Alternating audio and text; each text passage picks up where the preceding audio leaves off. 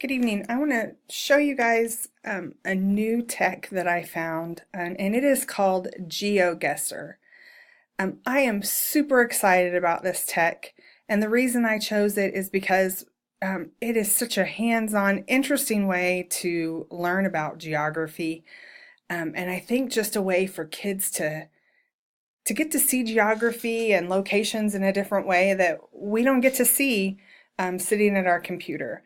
And let me just show you why I'm so excited about it. This is definitely um, geared towards students. And this is what we're going to do is we're just going to show you how to use the game Geoguessr. It's already a game that is made. It's technology that's already out there. And just let me show you, there's two different kinds of modes. You can do a single player mode, or you can do a challenge mode. A challenge mode, I haven't played with all that much, but what you can do is that you can challenge a friend. So you can send it to a friend and challenge them to a game to see how well you do. We're just going to go ahead and do a single player here. So I'm going to click on the single player, and I have already created an account, but to sign up, all you need is an email address. It is completely free. I'm going to go ahead and just log in here, and I'll show you what I love about this new technology that I found, and why I think it would be great to use in a classroom. I'm going to start a new game. I was playing a game today, by the way, and I'm going to actually get out of this a little bit, and instead of going to world, because world is really hard, I am going to browse the kind of maps that we have. So you have a lot of different choices for maps. I could see this being used in a lot of different ways. You could use it in a geography class as just an enrichment. Our gifted and talented teacher here plans to use this when as the famous places. So I'm going to show you famous places. It shows you the difficulty down here, like world is going to be hard. But the difficulty of famous places is not going to be quite that hard. But there's lots of different maps that you can look at.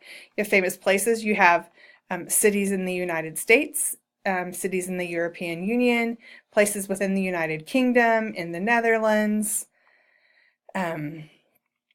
European stadiums, famous places all over the world, and then you've got US cities, dumb test capitals, football grounds. I mean, there are just so many maps, so many different things that you could do with this.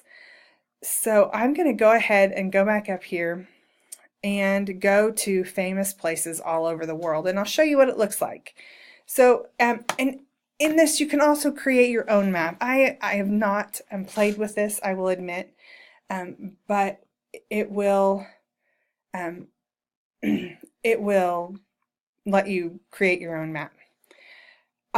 When you get to famous places all over the world, so once you drop into, you hit play, and what it's going to do is it's going to just take you and literally drop you into a location around the world.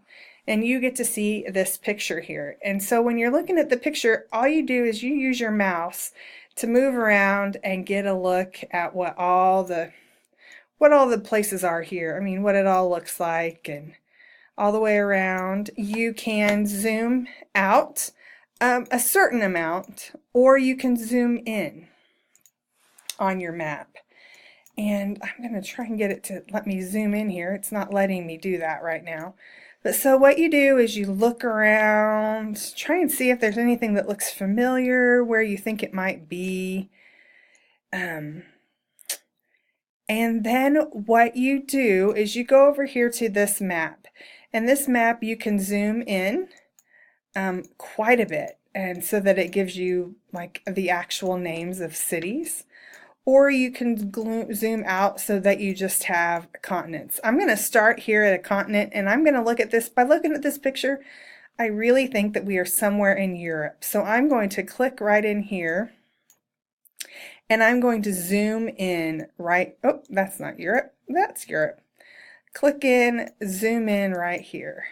And I think that this location is in Paris, France. So what I'm going to do is I'm going to just click on Paris, France, and in my little icon it enters right there, and I'm going to push make a guess. So when I do that, it's going to record my guess, and then what it does is it shows you this is where I made my guess, but this is where it actually was. It was actually in Italy, and it tells you how far away you were actually from the location. So based on how far you are from the location, you earn points. So because I was only 893 kilometers from the location, I earned 2,840 points. So I'm going to go ahead and go down. It gives you, you can, rate that location. I'm going to go ahead and go to the next round. So once I get to the next round, I see this. And so I'm going to look around, and I'm looking at this, and I see that I know that this is located in the United States in Nevada. And so we are going to zoom in to the United States and know that it is, and geography is not my strength, but I'm going to say that it is located right here in Nevada, and I may be completely wrong, but we're going to do that. And I can see that I was really pretty close. I was only 5.5 miles from that location. So I earned 4,972 points. And so I'm going to go on to the next round.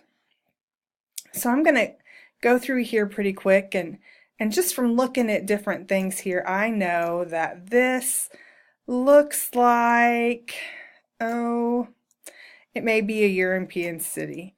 And so I'm really just going to make a guess here, so I can show you what happens once you get your guess through. So I'm going to go back over here into Europe, and I'm just going to make a guess. Just do it. And I actually, just by clicking, got pretty close there. Since I guessed in Switzerland, but it was actually in France. And there are 5 questions, 5 rounds in each one. I'm going to look at this one here, and that looks very Asian to me. So I'm going to go over here into Asia and going to kind of guess down in this China area. I don't really know, but I got pretty close just from guessing there. So but I'm still 1,617 miles away, so I didn't get quite as many points this time around. And let's go to the next round, and I'm going to look at this one here, and I'm just going to guess that it looks like we may be in Greece somewhere. So I'm going to go back up into Europe again and zoom in. That's not Europe. Go over here into Europe. And it looks like it's in Greece somewhere, so I'm going to just choose Greece there, and I'm going to choose, and I was wrong because it was actually in South America. So because I was so far away, I only earned 11 points. So you earn more points the closer you are. And we're going to go to view the summary, and I had a total score of 12,456 points. Now, I'm done with this one. I'm not going to play any more rounds, but you can continue to play. You can play the same map again. You can play a different map. I'm going to go here to try another map, but I'm not going to choose another map. That's pretty much just the way it is. Over here, you have games that you might have started that you didn't finish. And so you can see the games that I started while I was playing around with it yesterday. And then you can also go to badges. You get a badge for every however many points you get. So just from the time that I've spent playing around with it, I got the newbie badge.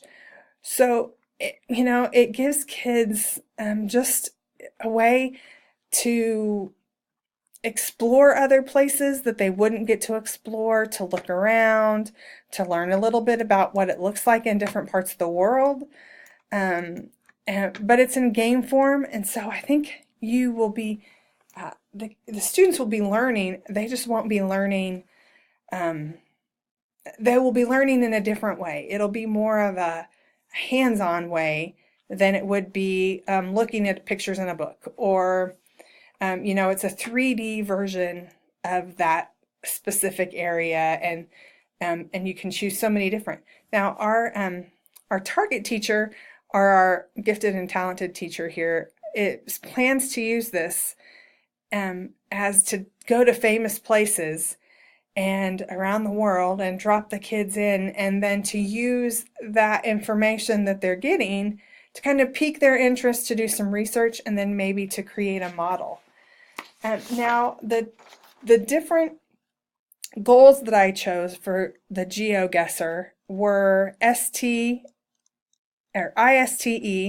Student 1C, use technology to seek feedback that informs and improves their practice and to demonstrate their learning in a variety of ways.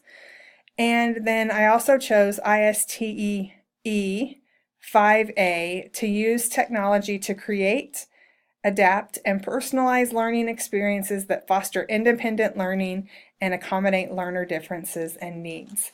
I really think that if you use this technology in a good way, that it would create children's desire to want to learn more about different places.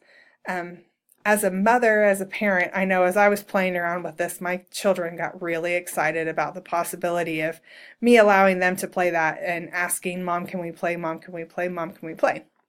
So that was part of my key in choosing this, was just the excitement from my own children of their desire to get behind the game and play and try and figure out where they were, and to earn badges with that. So thank you for watching. Have a great evening.